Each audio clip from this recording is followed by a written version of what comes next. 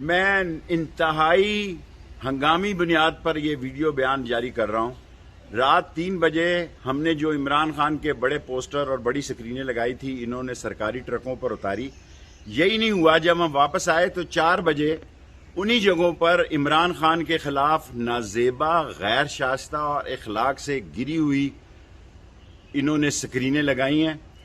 ہم نے ان کو اتارا ہے صبح 5 ساڑھے 5 بجے، اور 3 آدمیوں کو پکڑ کے ہم نے صادق آباد تھانے کے حوالے کیا ہے۔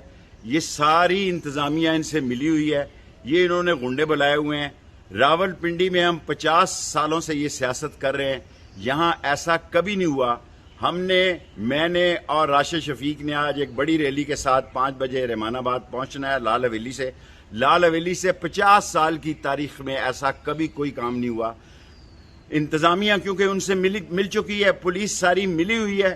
میں مقتدر حلقوں کو بتانا چاہتا ہوں، میں ایجنسیز کو بتانا چاہتا ہوں، یہ لڑائی کرنا چاہتے ہیں، یہ لڑائی ہوگی۔ ہم لڑائی کو اوائڈ کریں گے ہر صورت میں۔ جو پوسٹر شہر میں عمران خان کے بارے میں بانٹے جا رہے ہیں، یہ تحقیق کی جائے کہ ان کے پیچھے کون ہے اور یہ کیوں کیا جا رہا ہے۔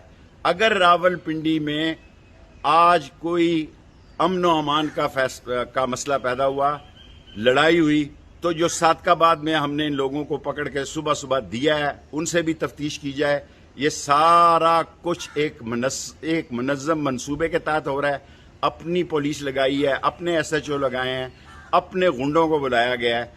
راول پنڈی کے حالات کو خراب کر رہے ہیں۔ ساری قوم کو میں اس ویڈیو کے ذریعے بتانا چاہتا ہوں، اس کو وائرل کیا جائے کہ یہ آج کے عمران خان کے جلسے سے ڈر کر مزید بے وقوفی کے کام کرنے جا رہی ہے امپورٹڈ حکومت۔ جس حالات خراب ہوئے، کوئی نقصان پہنچا، اس کی ذمہ دار یہ امپورٹڈ حکومت، یہ انتظامیہ